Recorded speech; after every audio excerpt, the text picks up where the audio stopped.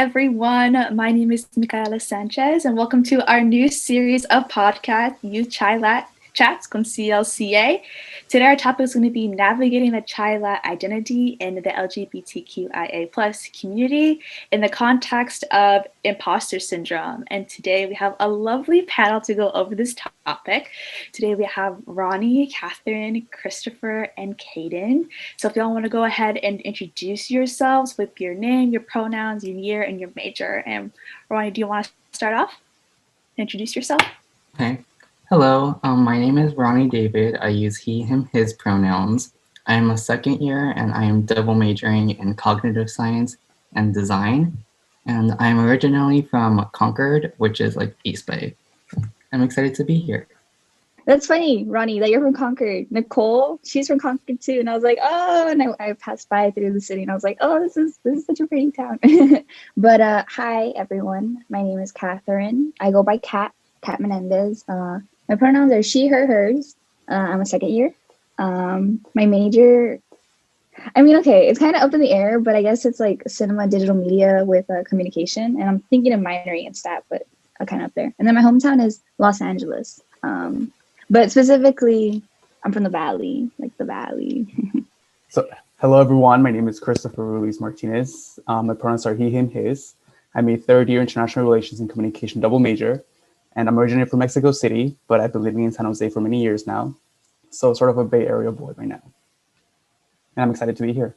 Hi, everyone. My name's Kaden. My pronouns are he, him, they, them. I'm originally from Los Angeles, California. I'm a third year, and yeah, you know it's good, Kat. And I am an art studio and theater double major. Thank you, everybody, for going ahead and introduce yourself. I love hearing everybody's majors. It's so interesting. And where y'all from? Also from the Bay myself. I was born in Concord and all my family resides there. So I go there a lot for the holidays. So I'm quite familiar with the town. We're talking about, again, navigating our ChiLat identities and being LGBTQIA. So why was this chosen? So knowingly, this is being both of these identities can be really difficult to navigate in such a heteronormative and white dominant society. And in too many places, queer people who live openly can face discrimination and even violence. So for our listeners out there, if you ever fear mistreatment, just know that it's not your fault. You are very much loved in the community and you are not alone. And we'll be also taking this conversation in the context of intersectionality. For those who do not know, intersectionality was coined in 1989 by Kimberly Crenshaw to describe how race, class, gender, and other individual characteristics intersect with one another and overlap. Intersectionality is an analytical framework for understanding how aspects of a person's social and political identities combine to create different modes of discrimination and or privilege. Furthering, we know that coming out to family can be an already difficult process, but it can also add a little bit of an extra layer of challenges for those who identify also as Chicanx and Latinx. There can be religious barriers for those who relate race in a religious context. They have to reconcile with traditions and teachings that can reject the community. And another layer could be being an immigrant or being raised in immigrant families. They must wrestle with these multicultural identities and experiences. And with that, also another layer could be the language and cultural differences between the family and someone who is LGBTQIA, whether that be not knowing necessarily the rhetoric in both languages, with meaning like which you can't really find that resources that you need if you're a youngling in the community.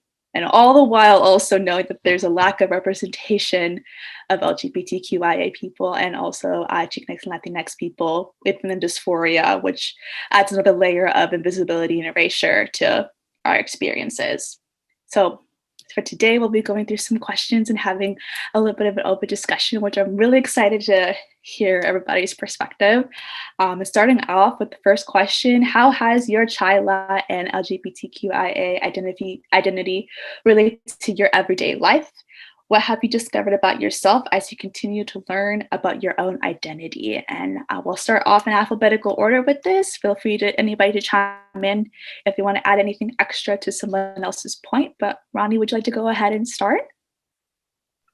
Yeah, thank you. I feel Yeah. like my ChiLat and LGBTQIA plus identity really like is the essence of my everyday life. Like it really plays a part in everything that I do. It like makes me who I am.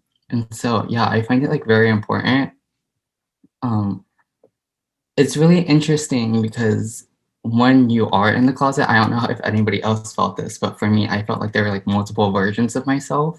Like there was one I had with my friends in school. There's one I had with my family, and then there was one who like only I knew.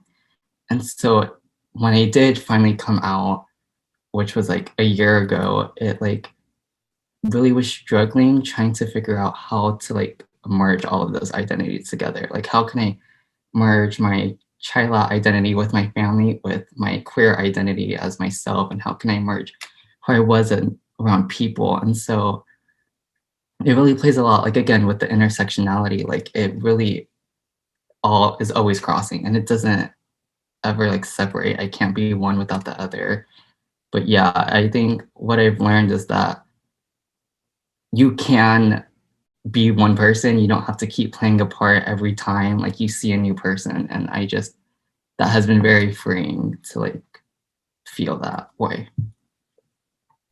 Yeah, thank you, Ronnie, so much. That's such a great point. I definitely feel like before I used to code switch a lot between my family and my friends, even in school. So I definitely relate to you. Thank you so much for bringing up that point. Kat, do you want to go ahead and give a take on this question? Yeah, I mean, props to you, Ronnie, for coming out to your family. I always like get really excited whenever I hear people, say that. But for me, I felt like growing up, I really separated the two, like my ChiLat and my like I separated the two because I mean we already know, like we're all Chicanx here. We all have some sort of culture. We know that there's like a lot of barriers. And personally, I mean I want to preface this. I have not come out to my parents. I came out to my abuelita, and it was like a really bad situation that it like scared me. So I was just like, ugh. So I haven't came out to my parents. So I want to start with that. So I've like really separated the two, and I still like even now to this day I still feel like I'm fighting that because on top of 'cause I'm still figuring out what I am. You get me? I know that I am not straight, but I also know that I've been holding a lot of things back because I've been separating the two. That I'm like, I know what I am, but I'm so scared to say it, because my family, they're very religious. Especially my abuelita. She's so religious. And she's like my best friend too. So when I came out to her, it was like very hard. She didn't take it too positively. And so that like really scared me even more to like step up and say, yeah, this is what I am. I'm gonna come out and this is what I am. But it just made me really scared. So that's like my everyday life to this day now. With quarantine, it's been even better because I feel like I'm here. I moved out. I live alone. And I'm really trying to find myself. But to this day, every day, I feel like I'm still trying to combine the two instead of have them separated. Thank you so much, Kat, for sharing. My heart goes out to you, and you know that you're loved here in CLCA, and it's a process. It takes time, and I think the hardest thing is coming out to your family because you want them to accept you and love you, and sometimes we don't get the reaction that we want, and it could be very difficult. But you're so strong for telling us this, and I really appreciate you for being here today. Chris, do you want to go ahead and give us some of your experiences on this topic? Yes, definitely. So for me personally, being a Latino male, more specifically an immigrant to the US, it's sort of discovering how my identity as, first of all, someone that, coming to a different country, uh, and start thinking of myself as a minority. And now on top of that, thinking of yourself as a double minority for your sexuality, being gay is definitely a very difficult way to think about yourself, to like sort of see yourself in this light. So I feel like every day I'm learning something new about my role and um, how my intersectionality faces in my different, aspects of my life, such as school, the workplace, and with my friends. Even like, it's just I'm always learning something new, and it's just always helpful to really understand why, certain systems are in place and what our role is in dismantling these institutions that are many of the times oppressive to minorities to which we belong to. So I think it's always sort of like this role that we should keep informed about, just our everyday life and the decisions that we may not know we have, power to influence or impact. So that's really sort of like my learning process, having come out as gay and still, navigating it as a Latino male. Yeah, thank you so much. I think Ronnie also mentioned this too about like understanding this is an everyday thing. Like it's not just something that goes away, not one turns off and the other one turns on. It's symbiotic. And I agree with Chris, learning every day is a process about my own identities and how it might interact with somebody else who might have a different dysphoria that I have, or maybe we have an intersect in identities. And I think that I know that for myself, in terms of like career and education, what I'm studying is very much influenced by my own identity. So I think that was a great point. Thank you so much. Kaden, do you want to go ahead and give a little spiel about how you feel about the topic today? Yeah, sure.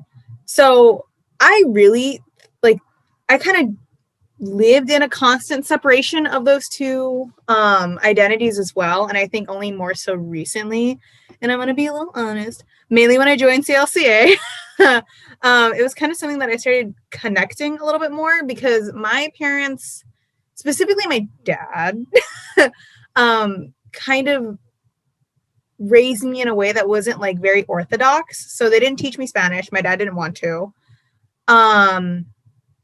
And then on top of that, I had like a kind of like not classically patriarch household because my mother was the main breadwinner and my dad was going to college while I was growing up.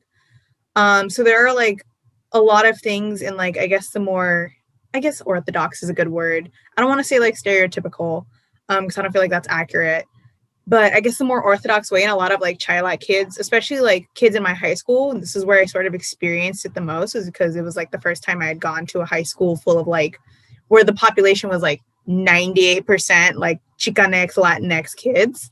I sort of had both a disconnect with my like gender sexuality growing up, and then also my community because I didn't speak Spanish. Like we're not blind. Like I'm very white. I look blue because of the shadow on my complex. Like I don't look and I don't sound and I don't act like a stereotypical like Hispanic kid. And so there was like a further sort of wedged disconnect from a lot of my peers because I'd be really surprised. And so it was almost a lot easier for me growing up to be queer than to be Hispanic. Because at least when I would tell people I was queer, or at least like other students, they'd be like, yeah, that makes sense. You're interesting like that, which is like not the kind of reaction you want, because I feel like that's like kind of walking the ground of like stereotypes about queer people and that they have to be like artistic and eccentric in some sort of way. And that's like not accurate. But there was more of an acceptance. And so there was a time when I didn't necessarily pay attention to my Chicanx Latinx identity. There was like a disconnect between being both of them. And then I sort of had like people have been saying on and off switches. Like at school, I was very much a queer kid. I did not hide it at all. I was super gay. And that's sort of where I used, or that's sort of how I like used that social space to experiment with my identity and sort of like test the waters before I came out. And even still, I'm trying to find a way to bring those identities closer together because they're both very important to me still, like regardless of some of the ostracizing that I've gone through for being a whitewashed Hispanic. Like I still take pride in where I come from and where my family, or I should say for more accurately, where my family comes from. And I don't want to let other people have the ability to like erode or erase that for me just because they don't like the fact that like my parents didn't teach me Spanish or something. And so that's sort of how I struggle with it. And it's still like every day, it's still like a learning process and it's exhausting. it's kind of fun, but it's also kind of exhausting simultaneously. I think definitely like meeting people at CLCA has like helped, and then also like being active in my LGBTQIA center. But I feel like still there's that kind of bridge and that gap with the way both of my parents come towards my identity too. My dad's really like a man. We'll say he's really like a man. I don't really have a better way to describe it, because when he talks about it very inappropriately, because I plan to transition, and he likes to talk about that very inappropriately too, and I do not feel like quoting him because some of his quotes are gross. And it's like, why you gotta be that way, dude? And then it's still also this thing with him, especially because he's like the whiter of my two parents. It's also this thing where he's like still sort of reinforcing this whiteness in me, and it's like, I'm like, I don't know where you get this from. Like, I get we're light-skinned, Dad, but like also take a chill pill. It's like a constant development, and it's sort of constant exploration, and it's a lot of soul searching, like merging those two identities and the ways in which I feel like they can connect in a way that's like healthy and makes me happy. Yeah, I'm just doing my best. I'm just doing my best, honestly. Like, that's all anyone can really do. So yeah. Thank you so much, Kaden, for being so raw and honest about it. Your experience. I think it goes to show that not all of our child identities they're not monolithic experiences at all. Like, I relate to some of what Chris was saying and some of what you were saying as well, because I'm second generation Mexican and Salvadorian American, and I only learned my Spanish and my culture from my elders, not necessarily my parents. We do speak Spanglish in the house, but it's mostly English, and it's kind of like you only speak Spanish to your elders. So I get that. I feel very much like a disconnect sometimes to my culture as well, and feeling like if I appeared more white or appeared more straight, it's like a defense mechanism, right? Like, you want to protect yourself at all costs. And also being in a university, not seeing yourself as often, it's a really good, kind of portraying certain identities more forward than others can, make you feel like you fit in. But at the end of the day, like, most of these institutions, these systems are not built for us. So how can we fit in if we are not even accepted at the baseline of some of the things that we put ourselves into? Kat, do you want something to say? Yeah, Kaden brought up a really good point that I was thinking about it, but just like kind of the people we surround ourselves with, and how that kind of comes into play with kind of our our identity, our LGBTQIA plus and ChiLat identity. And I just kind of want to talk about like my experience, because that's right. Just I feel like in high school, I don't know for y'all, but in high school, it was like a lot of people were closeted. Like, a lot of the people who I had flings with who were of opposite genders, they were like so low key, and like same as Kaden, I went to like a school that was dumb, like 98% Chicanx, like we were all brown, but I just felt like that kind of also made me even more scared, like that's kind of contributing to the scaredness that I'm feeling now, because just growing up, I always felt like I had to be inside, like I had to hide all this, because we're going to move on to the next question, which kind of talks about gender and all these other things, and I feel like I'm questioning so much more than just my sexuality. But growing up, I felt like I had to be, that girl in the family, because I'm the only daughter too. So that's like another. So it's like, I just wanted to bring up the whole like friendship thing. But yeah, I don't know. Yeah, what Kaden, do y'all think? Yeah, Kaden, go ahead. I love the vibes going on right now. I'm sorry, I don't mean to like pop off, but that's another thing in the like Latinx community is like gender and just the amount of like machismo and the way it affects our ability to see gender. So like, I'm gonna get real personal. I'm my pronouns are he, they. I'm transgender. And I have experienced gender dysphoria since I was like kindergarten, first grade, something like that, like insanely young, from before I was 10, pretty much. It was something that I was experiencing. And like the lack of conversation around feminine people presenting in a masculine way was like a very big factor for me, because it took me until like 11th grade to like start exploring with pronouns. And even then I was like very safe. I'm going to use the word safe. I was very safe about it. I was very hesitant to jump straight to using he, him pronouns very quickly. I was like, I don't know about that. Like, that's too much. I don't want to be like a man. And like what that meant. And like, I feel like a part of the problem, and I know this is probably jumping to some other question too, but I feel like a really big part of the problem is also like the language. I don't feel like until recently there's been a lot of positive examples describing the LGBTQ community in the Spanish language. Like I remember being in like, oh my God, what was it? Like middle school.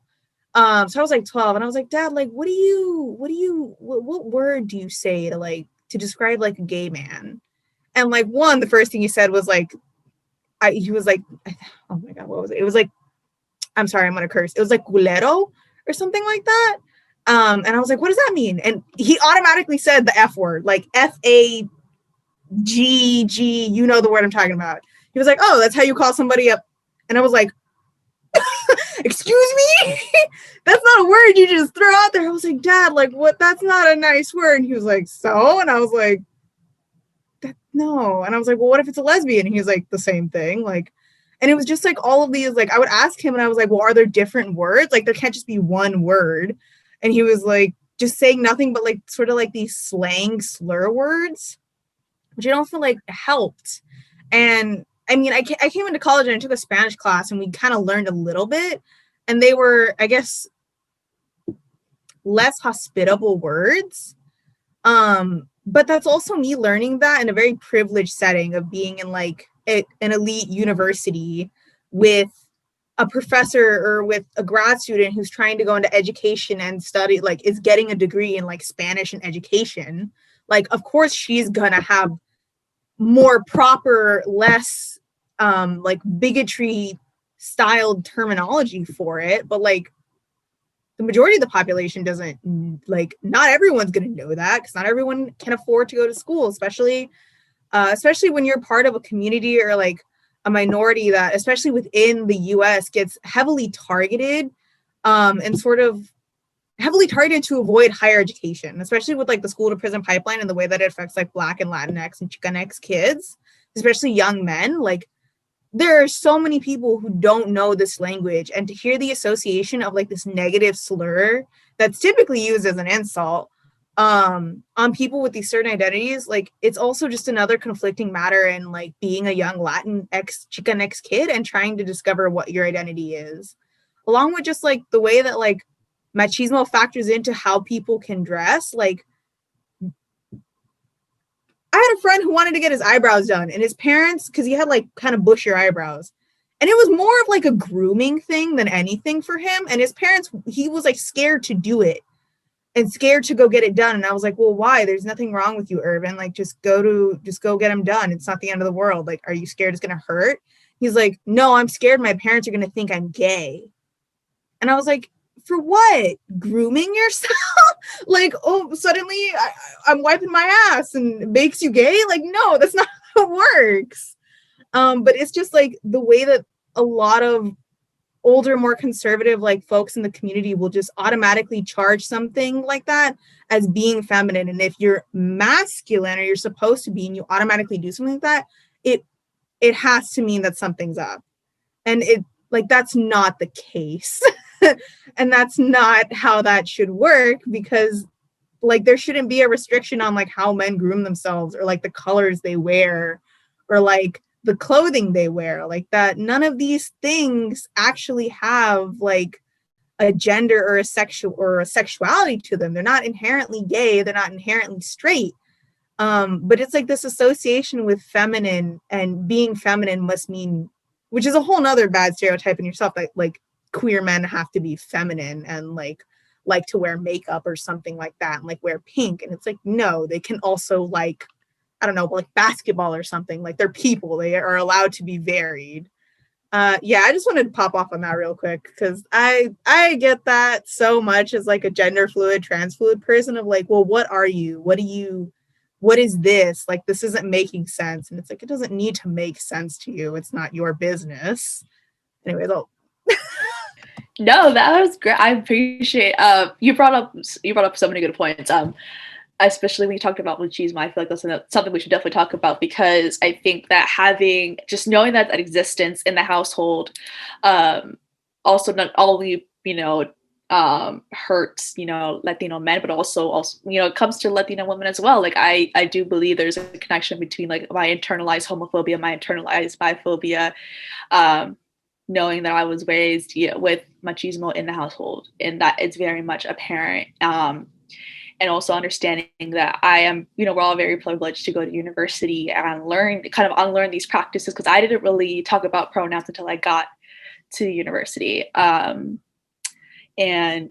I'm grateful for that, because I feel like coming back home and trying to explain it to people who didn't go to university or going through different routes, and trying to explain to them like my pronouns are she, they. I prefer if you sometimes say they most of the time, but not them getting that connection. It can be really difficult because they don't have necessarily the rhetoric to explain, or when I explain my rhetoric, it doesn't make sense because they don't really know it yet. And that's obviously society's fault in this case. But the points bringing up about this identity and the intersectionality of it all, it is tiring. It's really exhausting to try to exist and also kind of go through generational trauma of what's been done to our people, and also trying to just survive and live and do well.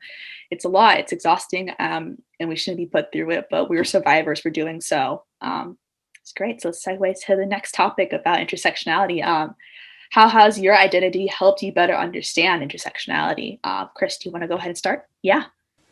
Okay, yeah. So being Latin American and Mexican more specifically, I acknowledge how hard it is to navigate your sexuality as a gay male, and being open about it with your family, your friends, people at work or at school, because you're already at such a disadvantage for the color of your skin, that coming out will inherently just put you at a bigger disadvantage in society, and in a society that will shun you for two identities that you carry, because it doesn't fit their concept of a white, male-dominated, heterosexual, view of what society should look like.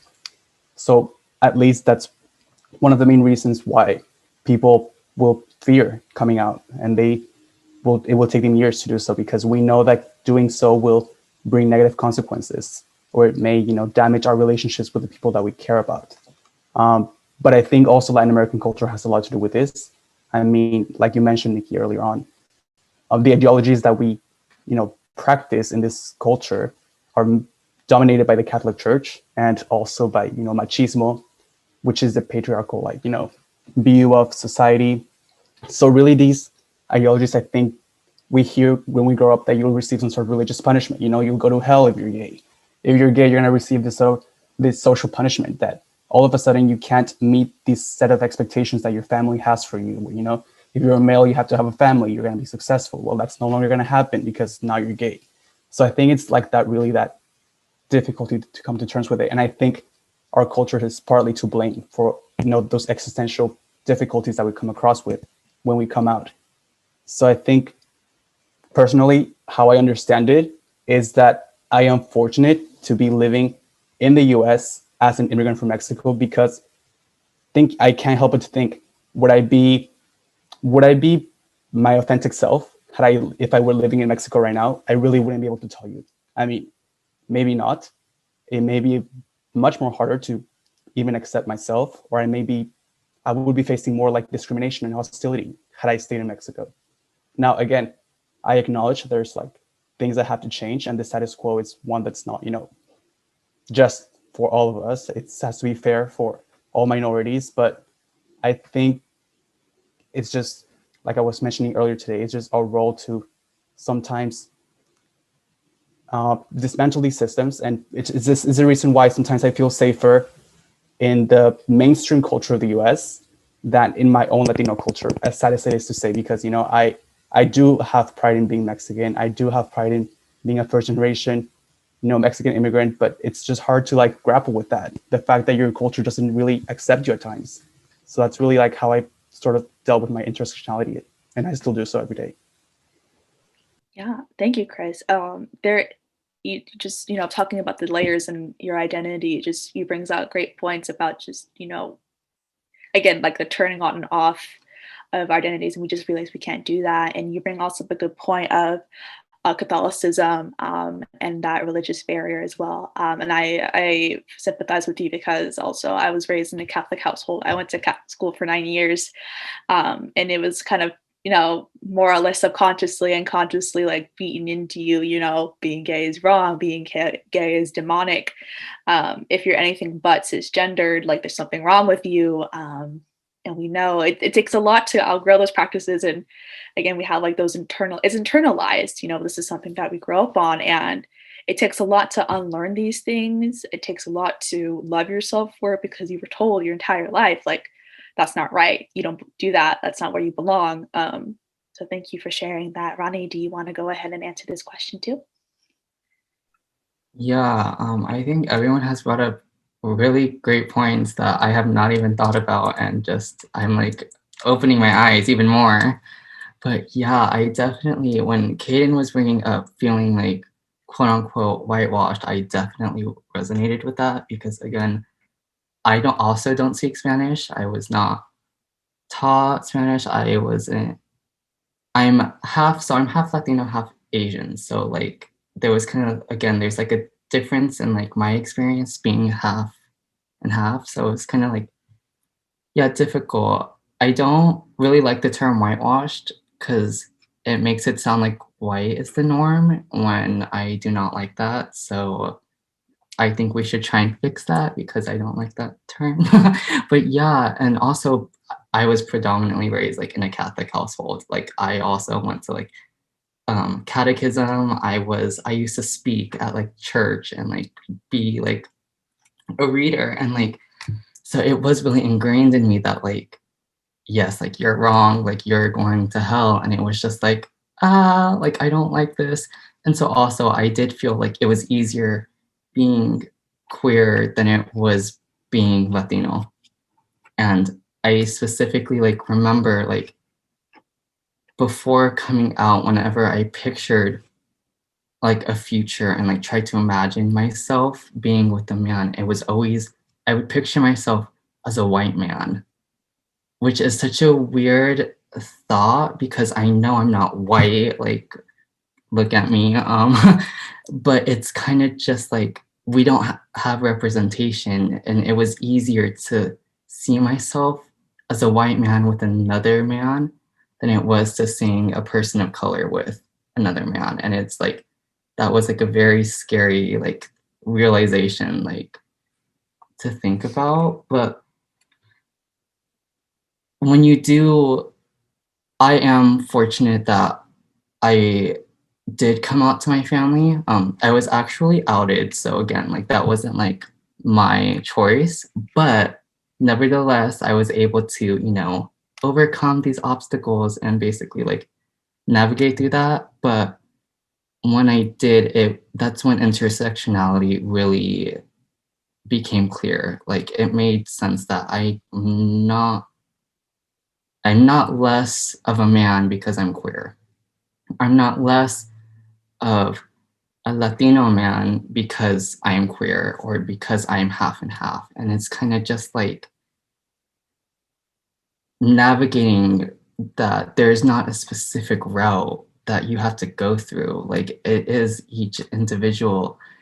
And yeah, it's very scary, like how much we have to go through, like not necessarily trauma, but like just the obstacles that we have to go through because we're not only queer or only Chicano Latinx, like we're both, and it's just like, yeah, very overwhelming at times.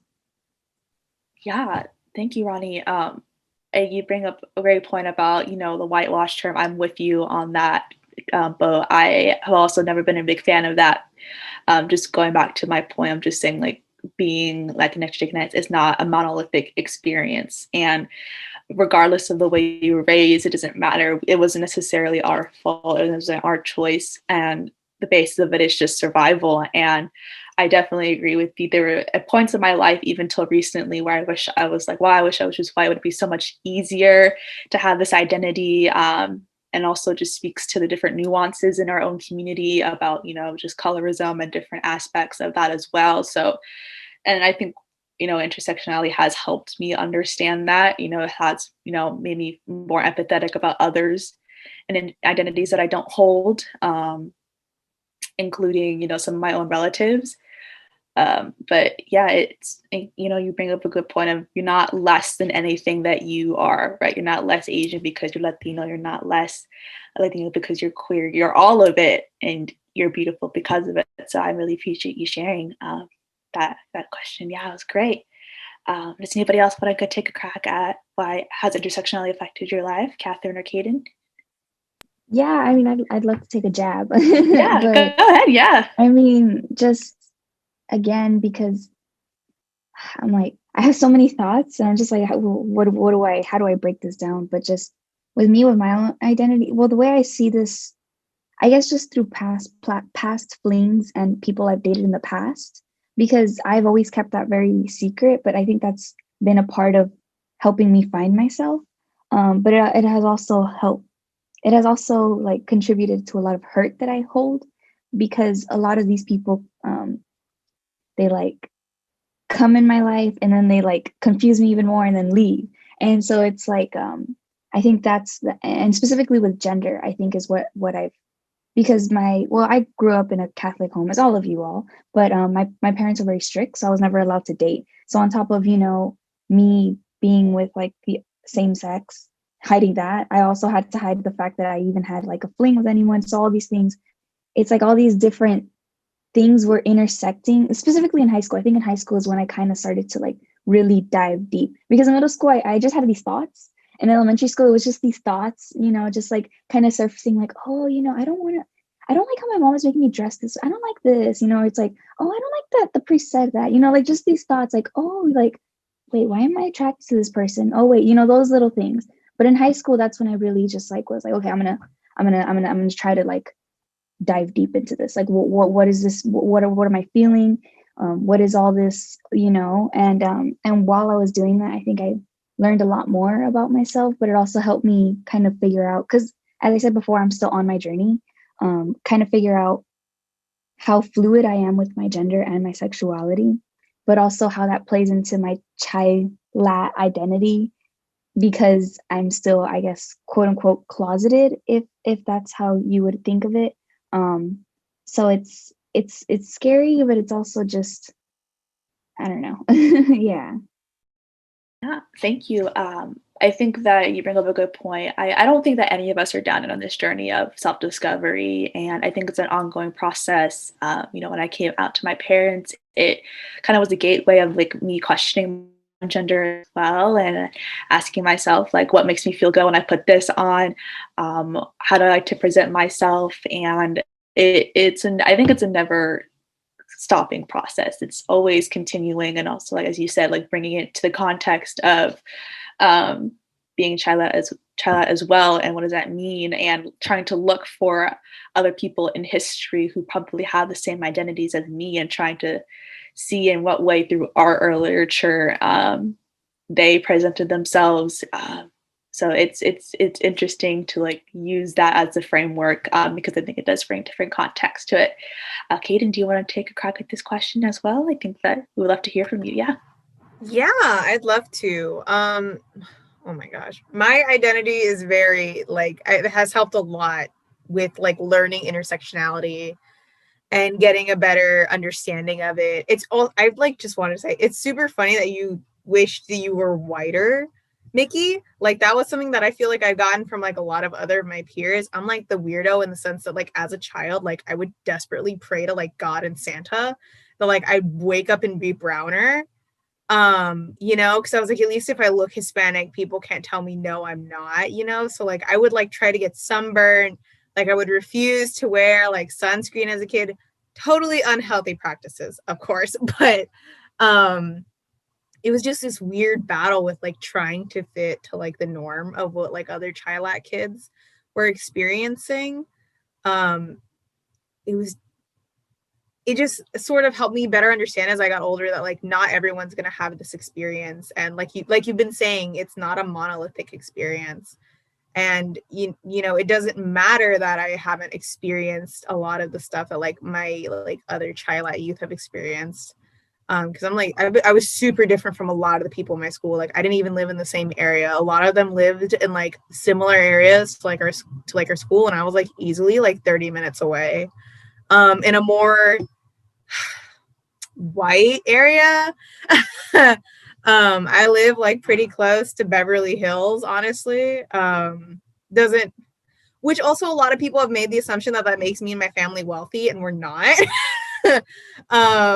It's just Los Angeles is a big city, so like 20 minutes to Beverly Hills like looks like a lot. It's not that close. Like I still have to drive. But it's just like growing up with sort of these different factors being outlined by both this both like other people or other like other peers who are ChiLat, and also like not like having but also not necessarily having queer people like me, because like I had friends who were queer, but they like the exploration with gender was not to like a very visible amount, if that makes sense. Not to say that like my peers sucked because they didn't experiment with gender and I was the bold one, like no. But it was like very hard to come to a decision on like what I was, and I still am in the process of like being confident and being really comfortable with my like the way I present myself and how I present my masculinity and things like that. But it was also just like that hesitation for other people around me. I was like, is this normal? I don't know. Like nobody talks about this. Like, how do I talk about this? Like, how do you ask your friend if like they feel gender dysphoria if you don't even know what that looks like? You know, it's definitely, and then also sort of going to therapy has really helped me understand like the way that I've experienced my identity, especially my gender fluidity. And it's really helped broaden my understanding of like how different like groups or identities, like the many avenues that are also within those larger identities, because like being ChiLat and being LGBTQI like IA plus, those are both like really big communities, honestly, that have like a lot of varying views and a lot of varying experiences, and a lot of the time it's hard to see that growing up, also because of just the way the media portrays both like Latinx people, Latinx people, and queer people is not accurate. It is not healthy either. Like a lot of like gay representation is like, oh, either it's like a white gay person, queer individual, which like isn't helpful because that doesn't necessarily apply to us because there's different cultural factors. And then it's also the way in which the media has like previously represented like ChiLat people as being either dangerous or like something almost like borderline fetishized, being like this erotic individual, especially with women. It's really gross. It's definitely helped me get a broader understanding and made me a lot more open to the way like different people experience or navigate their different identities. And I feel like it's helped me like open my eyes a lot, or at least open my mind to like the different possibilities.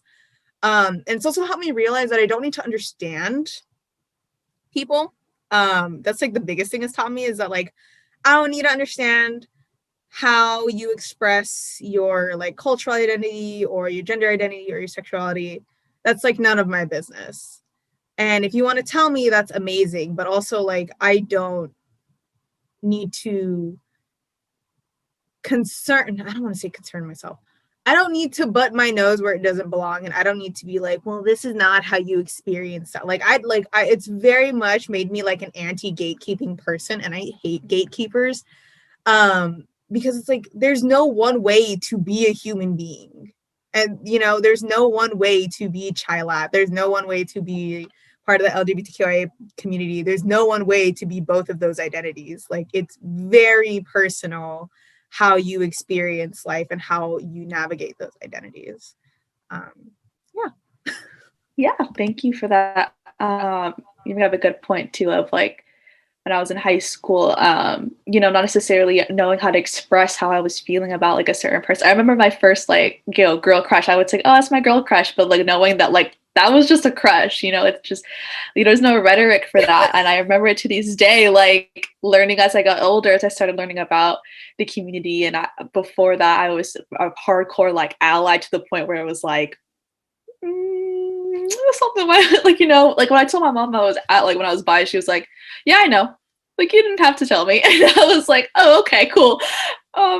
But you know, I'm grateful that I had supportive parents because it has allowed me to, you know, be more open about myself and starting to like have these expressions like with my mom, at least telling her like, well, I have a crush on this girl. And it's interesting because I haven't had those conversations yet, like, you know, until now, instead of just like saying, oh, I have a crush on this boy in high school. It's totally different.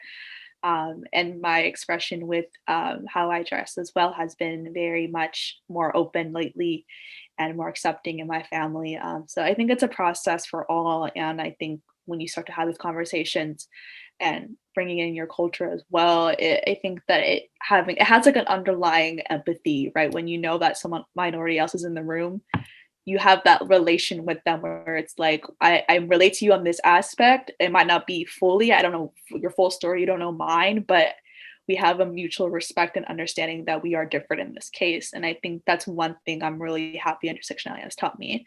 So thank you all for answering my question. That was great. Can I add? Can I say something? Yeah, of course. I'd love to piggyback on something that Kaden said that I think really resonates with me and like what I'm going through right now. Just this whole how do I say it? It was somewhat fetishization. Yeah, and it's fetishizing. So yes. Mm-hmm. Especially within like, you know, us. I guess how I'm not sure, but how, you know, mainly with women or people who look like a woman. But I think that's a problem that I've had so much because I like meet someone and I'm just like, oh, you're so awesome. And I've had a good amount of people who have only been with me because they like the idea of having a feminine girlfriend, right? Or someone who looks like a feminine girlfriend. And I think those are the ones that hurt me the most because they looked at me like I'm some kind of phase or story to them that they can like go off and tell their friends like, oh my God, I met this really pretty girl and we had this cool fling. But she saw me as a best she saw me as a best friend when I saw it as more, right? And then it's like this whole like fake flirting that they do with me, and it confuses me. That's how I said previously, they come into my life, confuse me, then leave. Because these are the people that come into my life that I've had. And it's just like it's so hard because especially with my body, I know we're not in person, but if you see me, I'm a very short woman and like just my features is very womanly, femininity, you know, that type of thing. Yeah. But personally in my head, it's like the opposite, right? And so it's just like this conflict, especially with dating and especially with flings and having crushes, that it's like it's a whole thing. And it's just like, just wanted to bring that up. No, you did bring up a good point because I feel like for the majority of us, our culture is fetishized one way or the other. It doesn't specifically. Oh my God, like being a Latina woman too. Just it's fetishized, and I also see it. I don't know. I've seen it online as well, where Latino men who are also gay explain like, I feel like I've been trophy to some gay men, specifically white gay men, because they think that I'm exotic and whatnot. And I see that also with, you know, being a queer woman as well. People fetishize that, men fetishize that, you know, we're living in this white male gaze, right? And it's exhausting because it's just like you also kind of frame yourself in that way too. And I think that's probably it takes a while for people to come out because they don't want to be in that category. Like, at least I thought to myself, I didn't want to be like that. You know, it is exhausting that not only are we fetishized for our culture, but we can also be fetishized for our sexuality.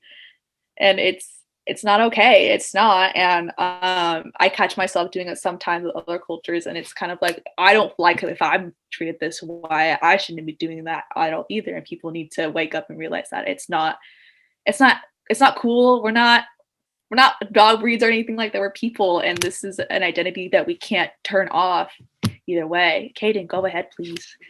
Yeah, I'm sorry. I just wanted to add to the point. It also doesn't help the fetishization of queer individuals because a lot of the time, especially like people who do not follow strict binary norms, who are a little bit more gender fluid, people who are like looking masculine presenting but wear more feminine presenting clothes, or vice versa.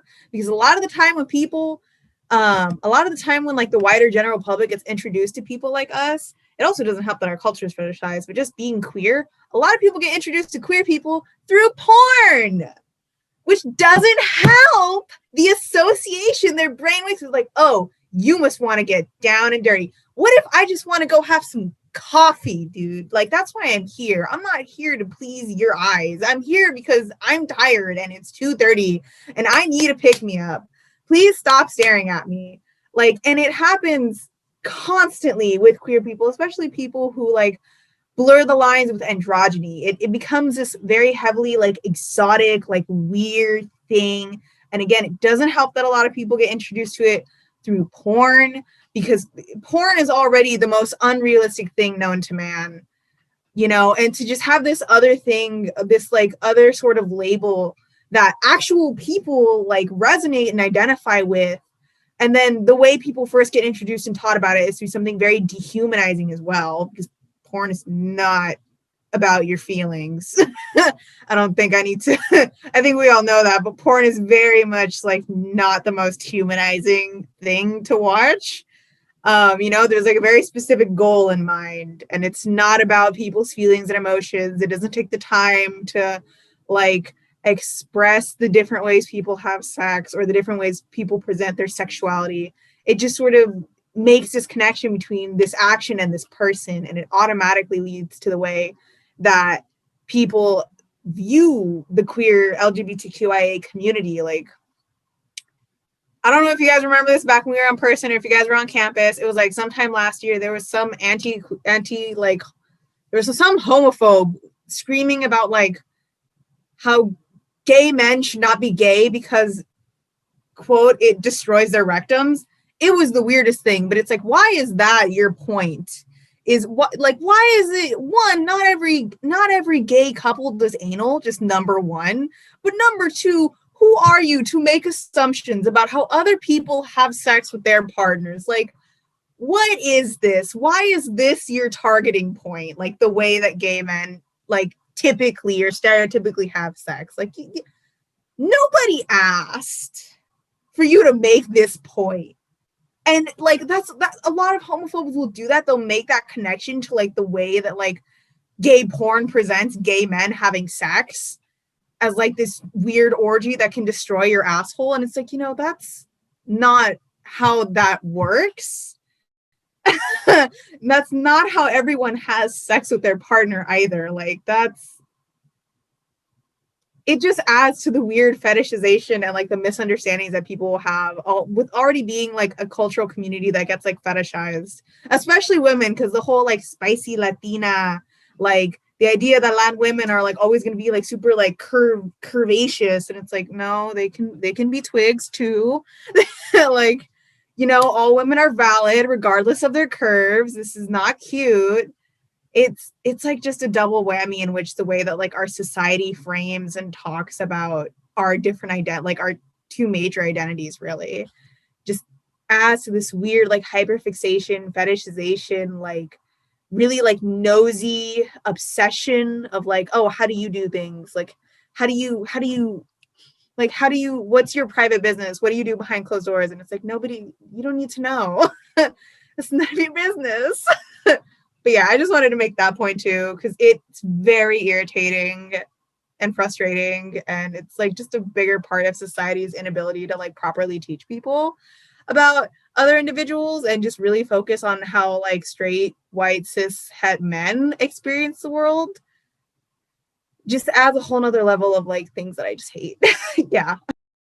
No, yeah. In the framework of intersectionality and the points you make, it is a conversation we should be having about fetishization of not just the Chicanx and Latinx community, but also queer community, because both are sexualized, very much so. Both are very fetishized on media, in entertainment, and it could put people into danger, very much so. And we see that often, specifically with queer people of color, and regardless of culture, it's there. It's a danger, and and again, we are all put into this lens of just the white heterosexual gaze, and we see that in every aspect of our life. And like again, we need to dismantle these. We have to talk about these things and have these uncomfortable conversations because it's there and it's not going away unless we talk about it.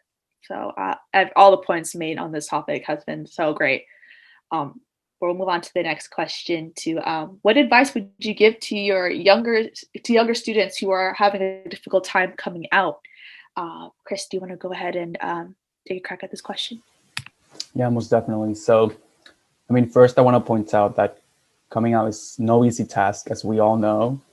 For some people, it takes years before they do so, and I mean that makes perfect sense considering the society that we live in. Sometimes coming from a conservative family or living in a religious household it's just bound to delay the process for many of us. So I really want to stress that you have the right to come out at your own time.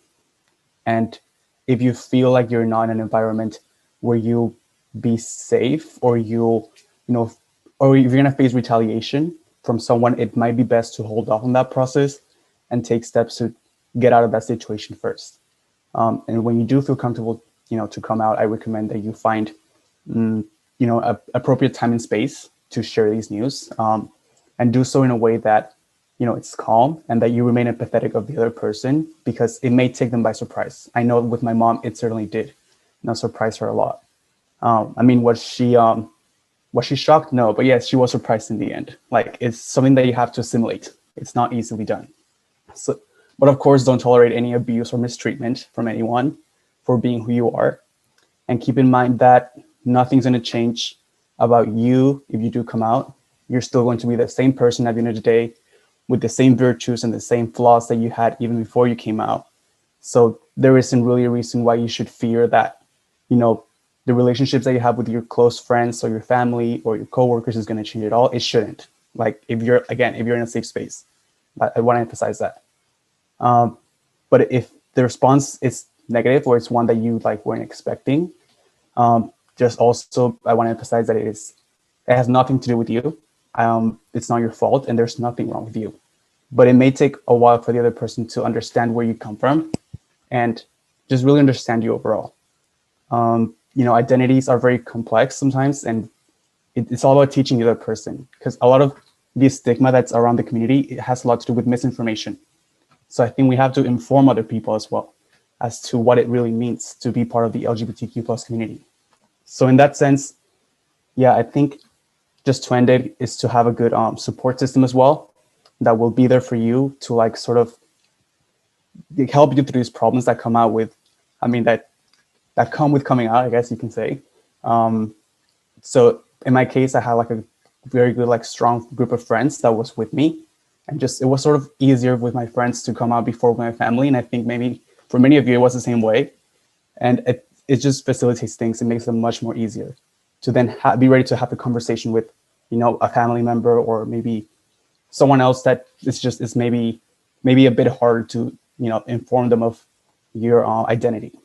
So that's really my advice that I can give you, our listener, if you're, sort of having this dilemma about whether you should come out or not. But just, in the end, it's going to be okay, regardless of what you choose to do. Okay, just keep that in mind. Thank you so much. That's such a great point. I think the basis of it is making sure that you're in a safe environment, where you feel comfortable, because this is a very vulnerable kind of experience, and for others, it can be a lot if you don't feel safe. But also, you bring up a good point too, Chris, of having a support system other than your family is really important, and for also having friends who probably are going through the same thing can be very helpful. But you have to take initiative in having those conversations, and open yourself up, and also knowing that coming out is a process, that it's kind of messed up. We have to, and coming out is a constant thing. I realized, just because he doesn't do it once, you have to probably keep doing it over and over again. And it could be dehumanizing, and it could be, again, a tiring experience. So, yeah, I think that what you said was great. Did others want to bring about this? Ronnie, do you want to give any advice to those who are having a hard time coming out? Yeah. Again, I didn't choose to come out to my family. So that is like that's like one advice. If you know somebody who is queer, do not out them, because that is their story, and that is, they obviously didn't tell someone because they weren't in the right place. And unfortunately for me, I wasn't in the right place, but I had to deal with it.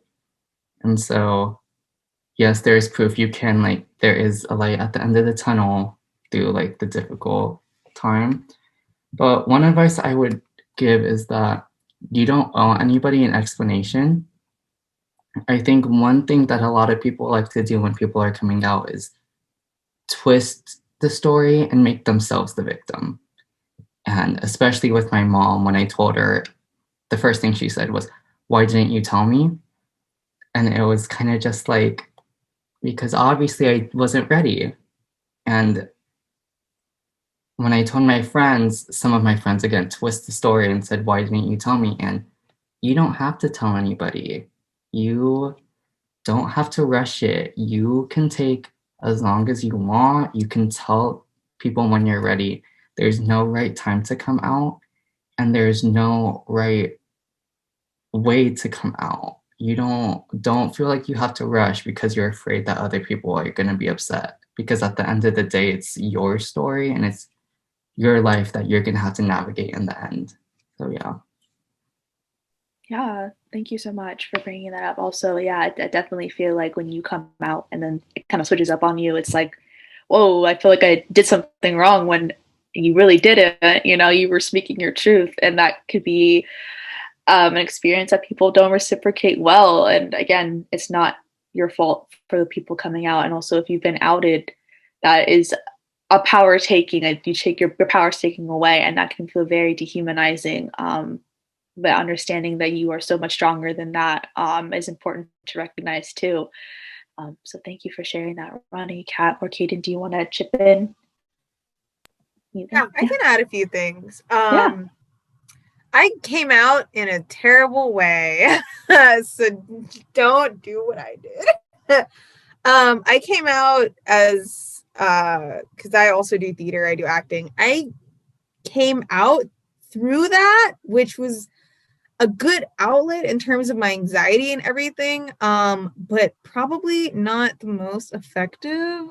It was during like a matinee of a performance, and that probably should not have been the time or the place. Given if you have a way like that's creative that helps you, that isn't that, maybe definitely go for it. And I like to reiterate some of the points that Chris brought up, which is definitely have a support system, whether it's friends, whether it's even other members of your family who are a lot more open and supporting, even if it's like teachers, literally anybody can be a very good support system. And if you're very afraid of your safety, and Chris brought up the good point of like waiting, but another thing that you can also do, I think, if you like really want to come out, is like maybe set up sort of a backup plan in case things really do, you know, like God forbid, like knock on wood, things were to get like violent or aggressive in any way. But these can also, depending on who you are, like these can be potentially dangerous scenarios. And you know, even if you go in it trying to be the most docile as possible, that doesn't necessarily account for someone else's behavior. And if you need to, definitely make up like a backup plan to like have a friend with you, and if things go bad, you stay with a friend, or you stay with another family member who's willing to like house and ensure your protection and safety over whatever your parents or other family members however they feel or wish to respond, because for some people that can be a very volatile relationship, and maybe it's better to come out and get out than to be closeted and stay, just depending on who you are. So that's, try to have a friend with you too, honestly, if you can. Like the way I came out to my mom, again, not necessarily smart because she was driving, but because I came out to her separately, and my dad was a performance and my mom was the car. Again, these were both terrible ways of coming out because she totally could have crashed. I do not recommend doing that. But try to have a friend with you if you can. Like, I had a friend with me and I was like holding his hand in the backseat the entire time I was coming out to my mom. And Christopher's point on like education is really, really like something I want to drive home and something I honestly need to do more of, because there is a lot of misinformation, and that's also what breeds a lot of hate and misunderstanding that could cause like some negative reactions. Like when I came out to my mom, she made the assumption that I was a lesbian because I told her I was transgender. She was like, you don't need to be a man to like women. And I was like, I don't like women. And then she like kind of gave me this face of like, what do you mean? But you just said you wanted to be a man. And I was like, yeah, but that doesn't mean I like women, Mom. And she was just there like, she was kind of like that one white lady meme with all the math equations. That was like exactly her face, honestly, but just with sunglasses on. Because that just totally went, like, a gay trans man just totally just went over her head like softball. Like, it was hilarious. It was low-key hilarious, I'm not gonna lie. If I was not having an anxiety attack in that very moment, I would have been laughing because she was just making such a funny face. But definitely also trying to use resources to support them. Like, I know of a resource down in the LA area called PFLAG. And there, you know, like there are resources out there that will even go so far as to have sort of like, oh my gosh, what are they called? Like educational classes. Like this is one thing that I know PFLAG does is they'll have like well, now it's on Zoom because social distancing and everything, but they would have classes talking about like, okay, you're a parent and your kid just came out to you as queer or some other LGBTQIA variant. How do you deal with it? And just because we're not in person anymore doesn't necessarily mean that they don't exist anymore.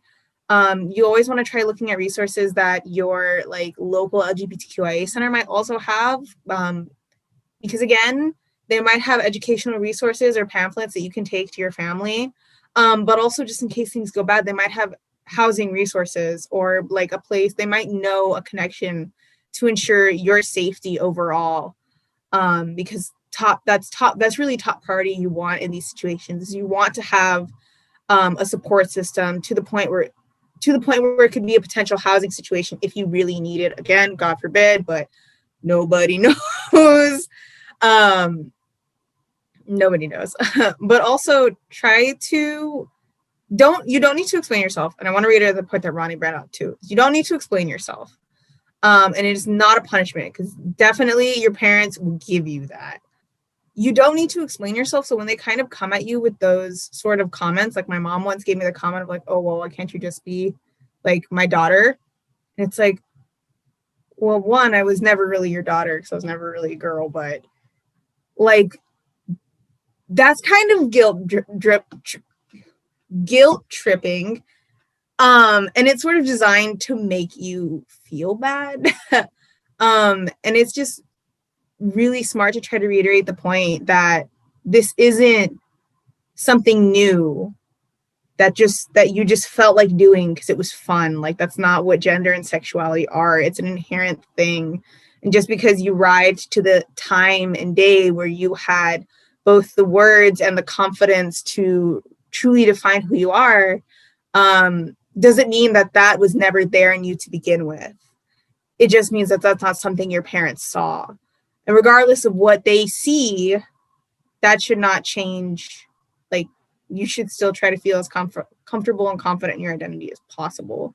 And try to reiterate that you are the way you are because, like, one, this is inherent for you, but also because this is about your happiness and about you living your best life without being miserable. And if sometimes coming out is hard because sometimes that means you might have to cut people out of your life. And sometimes that's really hard when it's family too. It's a lot easier when it's your friends because then you can just pretend you don't know them. But it's definitely a lot harder when it comes to family. And that doesn't make you like a ruthless person or anything. That doesn't make you like a terrible person, you know, but it's also about keeping boundaries and doing what you need to do to maintain your mental and emotional and physical health. And if that means like saying goodbye to Theo, I don't know, Julio, like, then maybe he's not someone you have in your life. Now, this doesn't mean like cut people out immediately. Like, that's not what I'm saying. But I'm saying if like the sort of like volatile behavior continues and there's an inability or a level of cooperativeness, cooperation, a level of uncooperation with trying to understand and be accepting of who you are, it's really hard to do, but maybe that's not someone you should just have in your life. And that's like, trust me, that's difficult. And coming to that conclusion is a difficult conclusion as well. Like, that's a conclusion that I have thought about a lot and that I am like sort of approaching whether or not like, okay, whether or not this person in my life is really going to be willing to do this. It's hard, especially when they're family, because you want them there and you want them to like be at your wedding or something, or like know your kids one day, or like your dogs, if your dogs are like your babies to you. But I think the most integral part about coming out is doing so in a way that ensures your safety and ensures the betterment of your health over everything else. Because at the end of the day, that should be your priority number one, is ensuring that you remain happy and healthy. Yeah.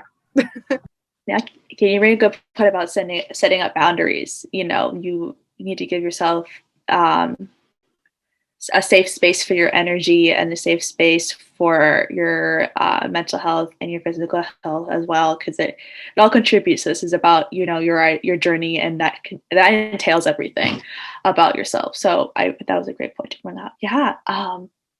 We can move on to the next question, unless Kat, do you want to say something about this as well? Well, not much. I'll be very quick. Okay, yeah. I have not told my parents, but I did tell my abuelita, and if I'm being honest, nothing could have prepared me for that. I feel like even if I had the friends, even if my parents were behind, nothing could have prepared me for the words that she used. So I think the only thing I can say for that is just be prepared to not be prepared. Like, it's okay to not be okay. You know, it's okay to cry. It's okay to mourn. It's okay to feel all those things. Because I went through it and nothing prepared me. But I think all of y'all said amazing things, so I have nothing to add. Yeah, thank you. Yeah, I think that's a great advice, to just understand that it's not probably going to go your way. Probably it's not going to be the beautiful thing that you hope it is. And that's not anybody's fault besides the people that are making you feel that way. Because you're perfect in your own way, and there's nothing, you can't change this aspect about yourself. And if people are not ready for you fully, then they don't deserve you in your life. So that's kind of how I think about it, to be honest. Moving on to our last question. For those who are not a part of the community, and that being both the queer community and the ChiLat community, how can allies better support us? And Chris, do you want to go ahead and start? Or any? Yeah. Yes, I can go. So I think one of the major ways, if you want to show your allyship to the community, would be to, again, going back to like the misinformation aspect of it all, which really has damaging effects to the community. Call it out when you see it. If you think that something's wrong, it probably is. We don't want to propagate the stigmas that have been built over the years against the LGBTQ community. And if you're in a position of privilege to change someone's perspective, you might have more credibility than someone that looks like me. Then do it. You're going to be doing a great service to the community. So I think you should just continue to use your power in that sense to just fight for equality, which is what's right to do. I mean, that's all I can say for that. Yeah, speaking up is definitely, I think, the foundation of being an ally, because we all know that being an ally is a verb, it's not a noun, it's a constant practice. And understanding that, when you do speak up, you're not speaking for us, you're helping us, kind of carry that, microphone, but you're not speaking in there. I think that's something too important as well. And also just having compassion as well, just understanding that it's difficult having these identities, and listening as well, listening to our community, listening to others, and just learning constantly. Like we've all been saying, it's a learning process for all. And yeah, I think that allyship is a verb, it's an action, and it takes more than just that. Yeah. One thing that you said, listen, that I think is so important, because I personally don't expect anybody to know every label, every slang, everything that's like, what's the word? Like that hurts the community. Like I don't expect you to know that because you're not a part of our community. So how would you know that? But if one of us is explaining why something is wrong or why we feel a certain way, listen, because we are a part of that community, so we know how it makes us feel. So like take our word for it. I think that's one thing that I struggle with too, because I expect everybody to, understand, like you can't say specific words because those are wrong. But again, that's my privilege growing up in the Bay Area where it is more diverse. It's my privilege being at Davis where they want to spread diversity. So we can't blame people who don't know certain things about the community because that's just the way our society works. We set up those divisions. So just listen to us. And yeah. Thank you. Yeah, I think you bring up a good point. Like I also grew up in the Bay Area as well, and I grew up around multiple cultures and the different queer identities as well. And I had to do my own also research in terms of like wanting to learn about other people's experiences. So I would, hopefully likewise it happens for those who are not in our specific community. Yeah, I think that was great. Thank you. Kat, do you want to bring anything else, or Kaden? Yeah, I kind of want to say just one thing.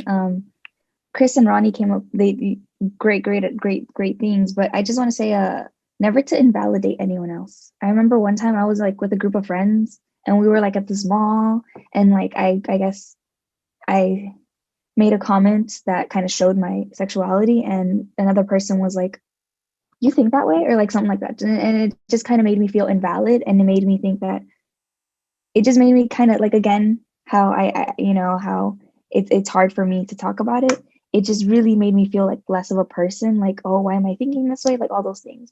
So like, don't invalidate anyone, and even if like they haven't came out or anything like that, just don't like, just never cross a boundary when like you can feel something's there, right? So I would just say, like, don't ever make anyone feel less of, if that makes sense. Yeah, thank you so much. That's a great point. Also kind of adding to that, like also don't assume, don't kind of stick your nose. Like I think Kaden brought this up earlier when it was like, don't stick your nose into something that is not necessarily your business to know. It's really important because again, there needs to be boundaries, and there needs to be conserving of energy, and invalidating somebody's experience can take away, their power in which they obviously deserve. So thank you for bringing that up. Kaden, do you want to go ahead and go ahead?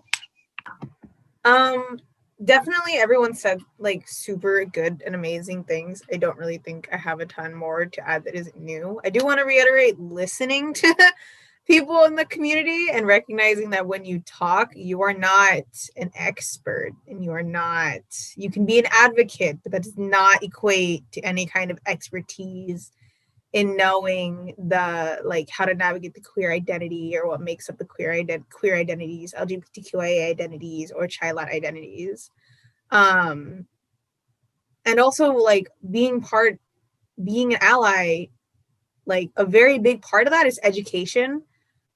Because again, we do have a lot of societal sort of constructs that frame how we think about these different identities and the ways in which they work or function within our society. That's a very big part of like what will cause a lot of anger towards these groups too, is like the misinformation that's spread about how they function. Like the idea that queer people were people who spreaded diseases and thus didn't really have like, educating yourself, because there's a lot of history in these communities that as an ally you should definitely be aware of. Because knowing these histories is also what's going to help you as an ally, and then help the community itself move forward and sort of grow past these stages of hurt and discomfort. And it's a constant learning process. It's not just like, oh, I took a gender studies class once in like my freshman year of college and now I know everything. Like, that's not how that works. Because these communities are constantly going through their own metamorphoses as well. And it's sort of the responsibility of an ally to watch and understand and to actively acknowledge these changes that happen and to actively listen to the newest voices that are coming into these communities as well, especially like people of the younger generation, because there are people who very typically are the ones that are causing change and are helping sort of revolutionize like how these communities like function and how we should be talking to ourselves or to other communities as ChiLat people or as LGBTQIA people. And keeping in mind that like it's a never ending process being an ally. Like you don't get to like put it away at a certain point. Like it is a sort of constant mindset that requires maintaining. Is it hard? Totally. But but so is being a victim of systematic oppression. So, you know, like you can take it just fine. You'll live. And I think that's also another point is to like, if you have privilege as an ally, use it to not only bolster facts and experiences, but also to bolster like specific people and individual within those communities, and using your ability or access to platforms and like large speaking spaces or like positions of influence to make space for other people in these communities. And it's just as much as helping other people understand as well as helping them have access to a space to also speak their own individual truths. Like that's one of the most important things I feel too when it comes to like being an ally is like making space for these actual communities to express who they are in, you know, by themselves too. Yeah. Yeah, thank you so much, everybody, for answering that question. I think it's important to hear that in all aspects. It's a really, I think it's like the forever question people keep asking. So I think that was a good way to kind of incorporate in our discussion today. But as we conclude, I definitely want to throw out some resources and others. If you have other resources you want to throw out, please feel free to. A lot of our research done on this topic, I read a lot from the Human Rights Campaign. They have a whole pamphlet about specifically about being Hispanic and Latina and also having this queer identity. It was great. I think it was like 100 pages, but it did a great job of like summarizing. Also, the Trevor Project has great resources as well, including safety hotlines and just more informational articles about each individual identity. Yeah, we will also be including more resources within and today's podcast as well. For our listeners, thank you so much for listening. We hope we were able to inspire some of you and provide you with useful information on the intersex of the ChiLat and LGBTQIA community. Feel free to reach out to any of our social media platforms if you have any questions or concerns. We would love to hear from you. This has been Youth ChiLat Chats, con CLCA, and we hope that everyone has a great night and stay safe. Thank you.